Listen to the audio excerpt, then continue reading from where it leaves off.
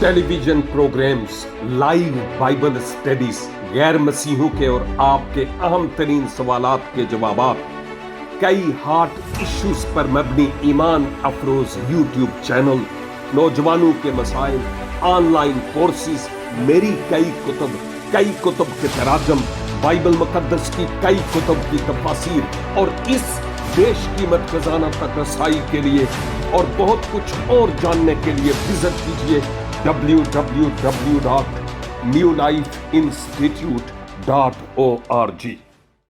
जिसने कहा मैं अव्वल और आखिर, इब्तदा और इंतहा और अल्फा और ओमेगा हूं, जिसने फरमाया कि मैं मर गया था, जिंदा हुआ हूं और अब्दुल आबाद जिंदा रहूंगा, उसके मुबारक और खूबसूरत तरीन इस्म आजम में आप तमाम भाइयों और बहनों की खिदमत में आदाब बजा लाता हूं।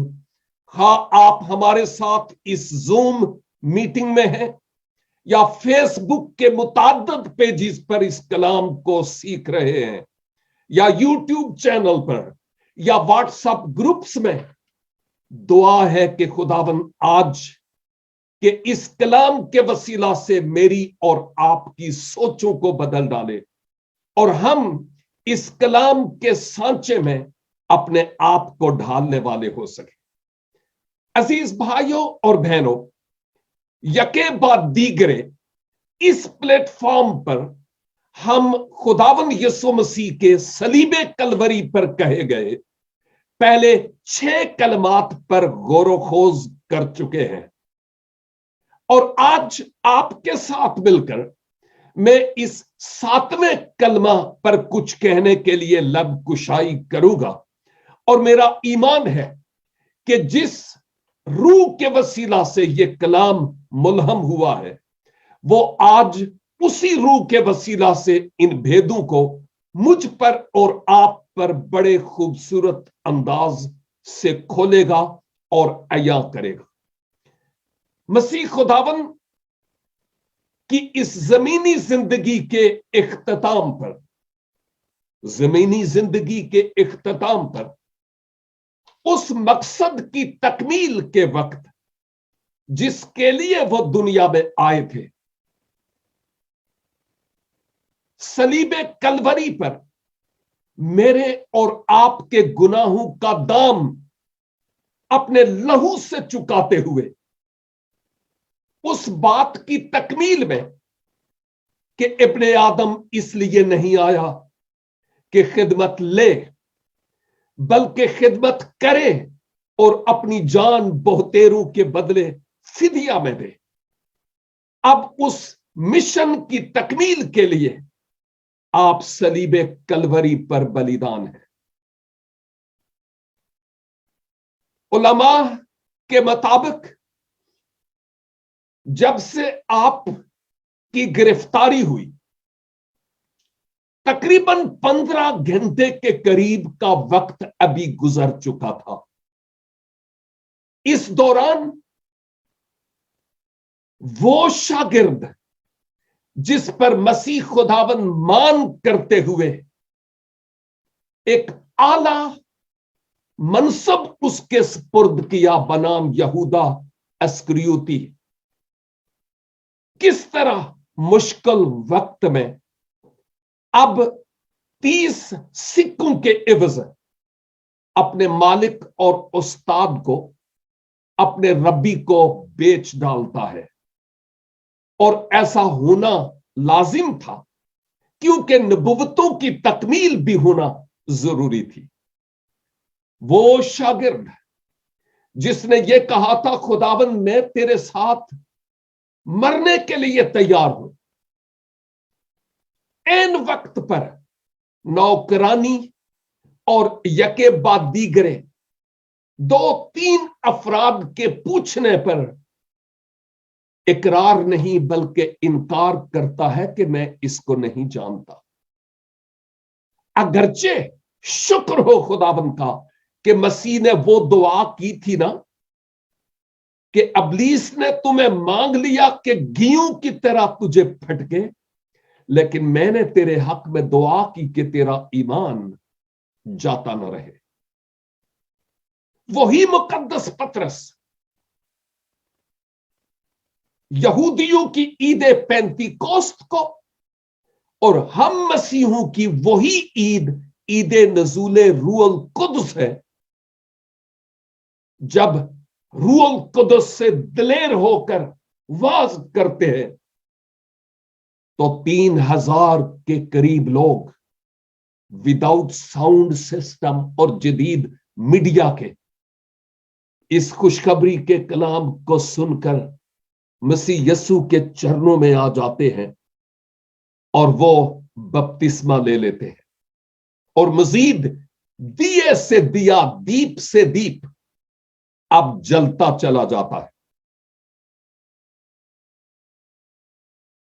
सिर्फ इतना ही नहीं, बल्कि वहां से गिरफ्तार होने के बाद जितनी भी रोमी अदालतों में आपकी पेशियां हुई, उन पेशियों के दौरान आपको इंतहाई दुख दिया गया, आपको बैंतों से मारा गया, कोड़े लगाए गए, तमस्खर उड़ाया गया, सर पर खारदार ताज पहनाया और अब भारी सलीब कंधों पर उठवाकर उस मासूम को खोपड़ी के पहाड़, गुलगता के पहाड़ या कलवरी के पहाड़ पर ले जाते हैं कि उस वक्त की वो इंतहाई भयानक मौत वो मरे।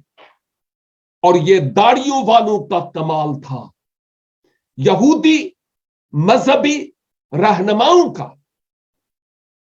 कि उन्होंने मसीहा पर मुख्तलिफ अल्जामात लगाए, लेकिन ऐसा होना जरूरी था, वरना मेरे और आपके पापों का फिदिया कौन होता? कौन था उसके अलावा जो बेऐब बर्रा हो?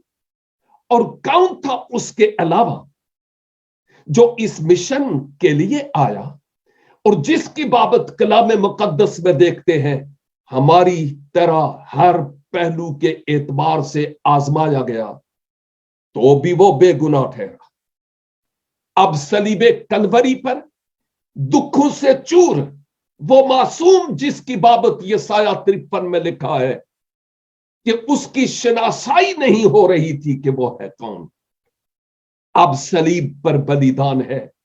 यके बाद दीगरे उसके मुंह मुबारक से ये कलमात निकलते हैं, लेकिन एक बात कहना जरूरी समझता हूं और वो ये है, गैर मसीही लोग आमतौर पर अपने कुछ कलमात रखते हैं और उनको वो कलमा ही लफ्ज देते हैं।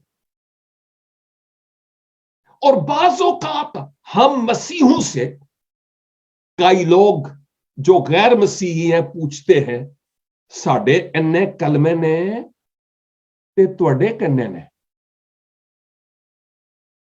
और वो कौन कौन से आपके कलमे हैं? और कई लोग कहते हैं, ओ जी हमारे ना 7 कलमे हैं। नहीं नहीं नहीं नहीं नहीं नहीं नहीं, इस बात को जरा ज़हन नशीन करने की जरूरत है कि उनके यहां वो कलमात वो है जिनके बस पढ़ने से यूं समझा जाता है कि इंसान दरे फिरदौस में, फिरदौस नहीं, जन्नत में दाखिल हो जाता है। हमारे यहां कलमात पढ़ने से कोई फिरदौस में दाखिल नहीं होता, एक प्रोसेस है, और वो ये गुनाहों का इकरार करके, गुनाहों से तौबा करके मसीह यस्सु के सलीबे कलवरी पर किए गए काम का अपने लिए इफ्जी के तौर पर कबूल करने के बाद जिंदगी का रिमोट उसके हाथों में दे देने और फर्मा बरदारी का जीवन बसर करने के जरिया से हमारी निजात है। इसके अलावा दायरा मसीहियत में जो मर्जी पढ़ते रहे कोई नहीं दाखिल हो सकता। यह कलाम का फैसला है। जितनों ने उसे कबूल किया उसने उन्हें खुदा के फर्जंद होने का हक बख्शा। दुनिया से ऐसी मोहब्बत रखी खुदा ने कि अपना बेटा बख्श दिया, ताकि जो कोई कलमा ना, बल्कि जो कोई उस पर ईमान लाए, हाँ, यूं हमारी निजात और मखलसी है।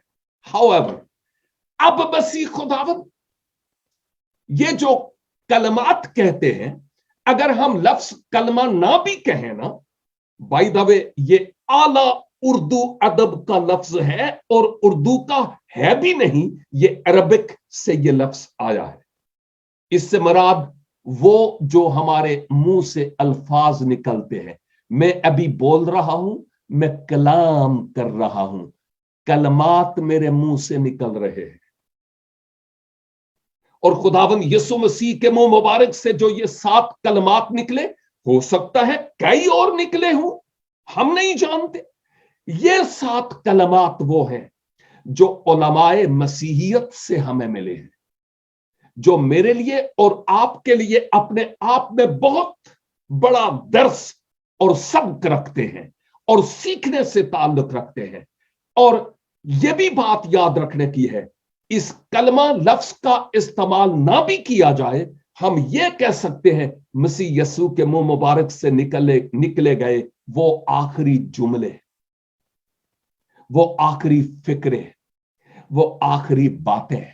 लेकिन कलमा चूंकि एक इंतहाई बड़ा और जबरदस्त किस्म का लफ्ज है जिसके लिए हम ये लफ्ज इस्तेमाल करते हैं, मेन बात यह है कि लफ्जों से ना खेलें, लेकिन कंसेप्ट को जानना जरूरी है कि ये कलमात वो कलमात नहीं है जो शायद दूसरे लोग पढ़ते हैं। उनका और इनसे कोई ताल्लुक नहीं। मेरा कलमा वो कलमा है जो अर्शे अजीम से जिस्म इख्तियार करके इस दुनिया में आ गया और मेरे गुनाहों का दाम अपने खून से चुकाया, और वो मसीह इब्ने मरियम यीशु अल मसीह है। इस बात को जानना जरूरी है। यके बाद दीगरे इन 6 कलमात के अदा करने के बाद, जैसा कि बहन ने हवाला पढ़ा, लूका की मार्फत लिखी गई इंजील और उसका 23 बाब और उसकी 44 से उन्होंने 49 तक पढ़ा, ताकि सियाकुस बाग का पता चल जाए। वक्त की एस्पेयर बी की तरह भागती हुई घड़ियां मजबूर करती है कि मैं इतनी डिटेल में ना जाऊं, लेकिन इतना जरूर कहूंगा कि अब जो एक फाइनल जुमला, एक फाइनल फिक्रा, एक आखिरी बात जो खुदावंद यीशु मसीह के मुंह मुबारक से निकलती है, वो आयत 46 में है, जहां पर लिखा है, ए बाप, मैं अपनी रूह तेरे हाथों में सौंपता हूं। इतना सारा वो जुमला है जो खुदावंद यीशु मसीह ने अपने मुंह मुबारक से कहा। देखिए, खुदावंद आपके तमाम अजीजों को जिंदगी और सलामती और उम्र दराज और हयात जावेद अनायत फरमाए। मेरे कई रिलेटिव्स, मेरी मां, मेरा बाप, मेरी सबसे बड़ी बहन, कई और इस दुनिया से चले गए, लेकिन एक बात, उन्हीं की बात नहीं, आपका तजर्बा होगा कि वो जो दुनिया से चले जाते हैं ना, अगर उनके लवाहिकीन से आपका बैठने का इत्तफाक हो, वो कहते हैं, जांदी वारी ए गल उन्हें कीती सी, उसने एक दिन पहले ये कहा था, वो ये कह रहे थे। यानी वो इतनी इंपॉर्टेंट बातें हमारे लिए होती हैं कि हम बाद में उन बातों पर सोचते रहते हैं, और अगर कोई इंतहाई करीबी हो तो इन बातों को करते हुए हमारी आंखें भी अश्कबार हो जाती है और नम आलूद। और अगर हमारे जिस्मानी रिश्तों का इतना ज्यादा अहम तरीन हिस्सा है कि हम उनकी बातों को इतनी इंपॉर्टेंट यानी अहमियत देते हैं तो मुनज्जी आलमीन खुदावंद यीशु मसीह के मुंह मुबारक से निकली हुई इन आखिरी बातों को मुझे और आपको कितनी अहमियत देने की जरूरत है। मसीह के मुंह से निकले हुए सिर्फ यही 7 कलमात थोड़ा ही थे, यह पूरा कलाम मसीह के मुंह से निकला है। और अगर हम चंद बातों को अपने मतलब के लिए सीखते हैं लेकिन हम उन पर अमल नहीं करते, तो हम चिराग तले अंधेरा है। इस वक्त हम इस वक्त की मुनासबत से, चूंकि मसीह की मसलूबियत का वक्त आ रहा है, इन कलमात पर इसलिए गौर करते हैं कि इन जुमलों से हासिल शुदा सब का अतलाक हम अपनी शख्सी जिंदगी में कर सकें। जब खुदावंद यीशु मसीह अपने मिशन को मुकम्मल कर लेते हैं, गुनाहगार इंसान का फिदिया दे देते हैं, और वो ये देखते हैं कि जिस मिशन के लिए मैं आया था वो मुकम्मल हो चुका है, तो फाइनली अब वो कहते हैं, ऐ बाप, मैं अपनी रूह तेरे हाथों में सौंपता हूं, तुझे सौंपता हूं। और जब मैं इस कलमा पर गौर करता हूं, बहुत सी गहरी बातें हैं जो मेरे सीखने और आपके सीखने के लिए है। उनमें से एक बात तो यह है कि जब मसीह खुदावंद ने यह कहा, ऐ बाप, मैं अपनी रूह तेरे हाथों में सौंपता हूं, एक तो यह कि जबूर 31 और उसकी 5वीं आयत की यहां पर तकमील हो रही थी कि मैं अपनी रूह तेरे हाथों में सौंपता हूं। और नंबर 2, मसीह खुदावंद की जो बैकग्राउंड थी वो यहूदी थी, और जब यहूदी लोग एज ए फैमिली बैठते और रात को बेड पर जाने से पहले वो अपने बच्चों को यह दर्श देते थे कि बेटा, जब तुम बेड पे जाओ ना, तो सोने से पहले यह कहना, याहवे, मैं अपनी रूह आपके हाथों में सौंपता हूं। और अब खुदाबंद यीशु मसीह अपनी बैकग्राउंड के एतबार से भी मैं देखता हूं इस बात की तकमील कर रहे थे कि अब वो अपनी रूह को अपने बाप के सुपुर्द कर रहे थे। काश के इस वक्त मैं इस बात का भी जवाब दे सकूं कि अगर खुदावंद यीशु मसीह खुदा है तो किससे वो बात कर रहे थे, और अगर वो बाप है तो खुदावंद यीशु मसीह कौन है, और अगर यीशु खुदा है तो इतनी ज्यादा अजियत और दुख खुदा को मिली, ये क्या हुआ? चूंकि वक्त इजाजत नहीं देता कि इन डिटेल्स में जाऊं, लेकिन इतना जरूर कहूंगा, खुदा यानी इलाही जात अपने कलमा में जिस्म इख्तियार करके इस दुनिया में आई, बशरी जामा पहना, इंसानों के मुशाबे हो गया फिलिपियों 2 बाब के मुताबिक, और फिर उसने मेरे लिए और आपके लिए अपनी जान बतौर फिदिया अदा की है। लेकिन साथ ही साथ ये भी उस इलाही जात का बशरी जामा में आना, ये इंसानी जात या इंसानी शख्सियत है। इलाही जात बशरी जामे में आई और वो इंसानी शख्सियत या इंसानी जात ठहरी। खुदा ने बशरी जामा में होकर मेरे और आपके गुनाहों का दाम सलीब पर चुकाया है। अब जो इंसानी शख्सियत थी, उसको दुख भी है, उसको पेन भी है, उसका रोना भी है, उसका तराना भी है, उसको भूख भी लगी, वो रोया भी, वो थक भी गया, वो सोया भी है। ये जिस्म का तकाजा है, और जिस्म में होकर ही मेरे और आपके गुनाहों का कफारा हो सकता था, इसके अलावा कोई और रास्ता नहीं था। बहुत डिटेल मांगती हैं ये बातें, लेकिन अब वो जो इंसानी शख्सियत थी, इलाही शख्सियत जिससे वो निकली, अब गोया अपने आप को फिर वहां सुपुर्द करती है जहां से खुदावंद यीशु मसीह आए। गोया वहां फिर से जाते हैं। यूहन्ना 14 बाब में पहली चंद आयात में लिखा है, मैं जाता हूं ताकि तुम्हारे लिए जगह तैयार करूं, और फिर आऊंगा और तुम्हें अपने साथ ले जाऊंगा, ताकि जहां मैं हूं वहां तुम भी हो।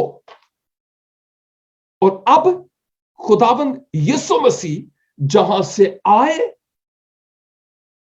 एक खास टाइम पीरियड के बाद, तकरीबन 50, 51, 52 दिनों के बाद, यानी मसलूबियत के मैं बात कर रहा हूं, आसमान पर गए। जहां से वो आए वहां से वो वापस वो गए, वहां ही वापस गए। जो आसमान से आया वो आसमान पर जाने की राह भी जानता है, और जो आसमान से आया ही नहीं वो आसमान की राह कैसे दिखाएगा। जो जमीन से आए वो जमीन में जाते हैं, और जो आसमान से आया वो आसमान की राह जानता है, और उसी के वसीला से हम आसमान पर जा सकते हैं। इसके अलावा कोई और रास्ता नहीं और तरीका नहीं है।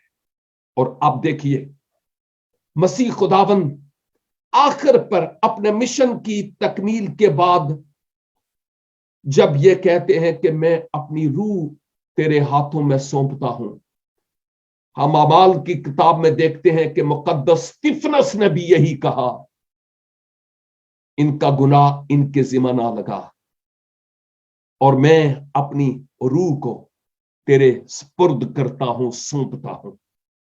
मुकद्दसीन तारीख कलीसिया इसी तरह ही खुदावंद के हुजूर लब कुशाई करते चले गए।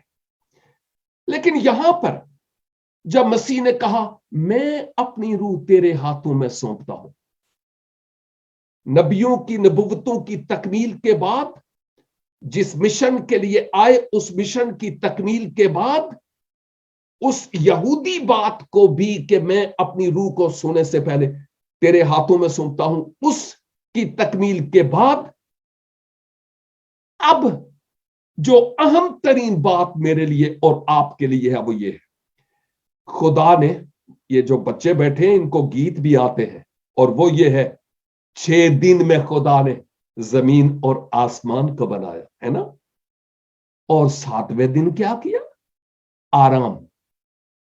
खुदा को लक सीधा करने की लोड़ नहीं है, लेकिन इसका मतलब यह है कि उसने मुझे और आपको नमूना दिया है कि तुम 6 दिन काम करो और 7वें दिन आराम। यीशु ने 6 कलमात कहे, और अब उसके बाद 7वां कलमा आराम। और सौंपने के लिए जो ओरिजिनल लैंग्वेज में लफ्ज इस्तेमाल हुआ है उसका मतलब है रेस्ट, आराम। और अब खुदावंद यीशु मसीह उस अब्दी मकाम में, उस अब्दी आराम में जा रहे हैं। अब मेरे लिए और आपके लिए इस छोटे से जुमला में क्या सबक है अजीजों? पॉसिबल है कि मैं और आप बहुत सारे लोगों के लिए मुसीबत का सबब हो। हम इंसान हैं, हो सकता है हमने बहुत सारे लोगों को दिक किया हुआ है। शायद हमारी हरकत, हमारी बां बां बां बड़बड़ के सबब से बहुत सारे लोग डिस्टर्ब हैं। शायद बहुत सारे लोग हमसे तंग पड़े हुए हैं, डिस्टर्ब हैं।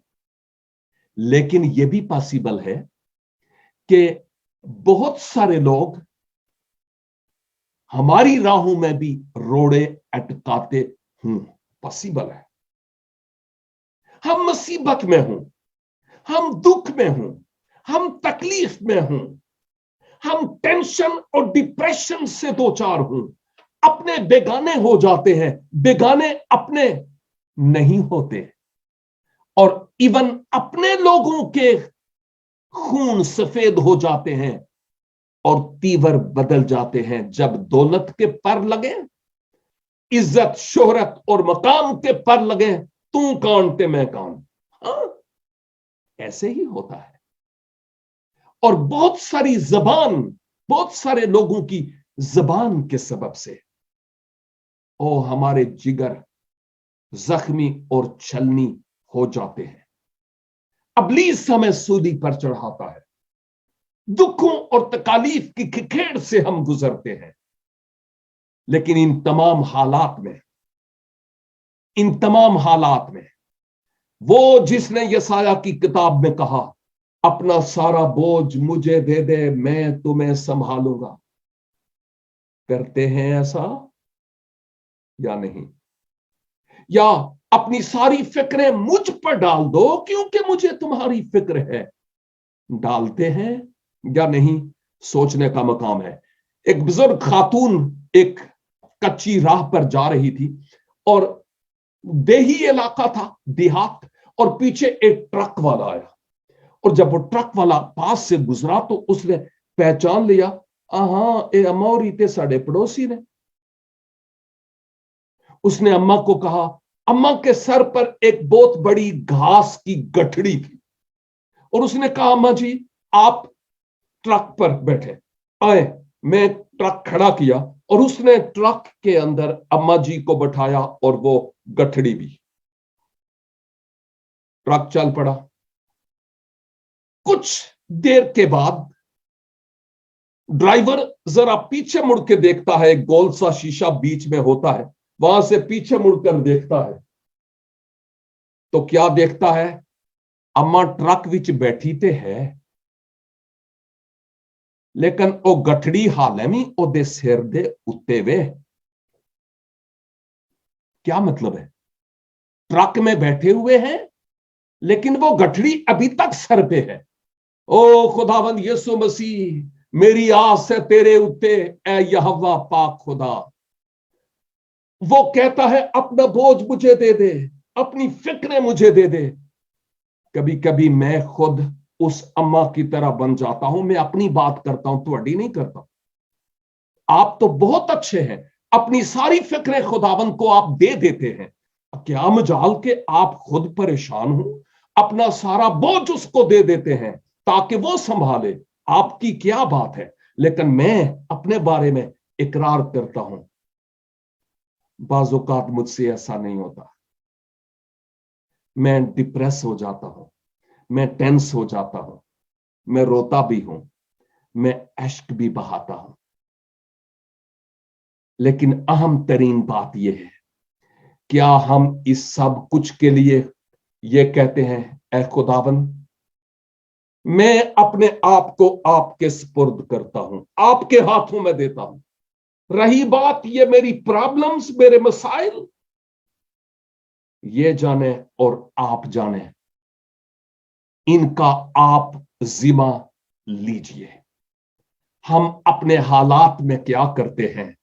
मुश्किल और कठिन हालत में ये कहते हैं, खुदावंद मुझे नहीं मालूम, मैं अपने आप को आपके हाथों में देता हूं, आपके हाथों में सौंपता हूं। दुखी हूं, परेशान हूं, मुश्किलात हैं, डिप्रेस हूं, बहुत कुछ है, लेकिन मैं अपने आप को आपके सुपुर्द करता हूं। खुदावंद मेरे दुखों का मदावा और मेरे जख्मों के लिए बाम और मरहम बन जाइए ताकि मैं आपके लिए जी सकूं। मेरी दुआ है कि खुदावंद आज मुझे और आपको इस 7वें जुमला फिक्रा या कलमा के जरिया से मुझे और आपको हौसला दे, दिलेरी दे कि हम खुदावंद यीशु मसीह का इकरार कर सकें और अपनी अमली जिंदगी से सचमुच अपना बोझ उसको देने वाले हों, अपने आप को उसके सुपुर्द करने वाले हों, अपने हालात को उसको सौंपने वाले हों, अपनी सोच और अपने बदन को, ताकि वो हमारी जिंदगियों से अपने नाम को जलाल और इज्जत बख्शे।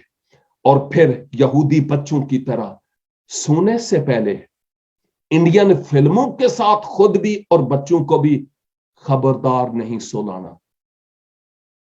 दुआ के साथ, और अगर मुमकिन हो तो जबूर गाकर खुदावंद के हुजूर बिस्तर पर जाया जाए और यह कहा जाए, खुदावंद अपने आप को आपके सुपुर्द करता हूं। खुदावंद मुझे और आपको इस आखिरी यानी 7वें कलमा के वसीला से भारी बरकत अनायत फरमाए।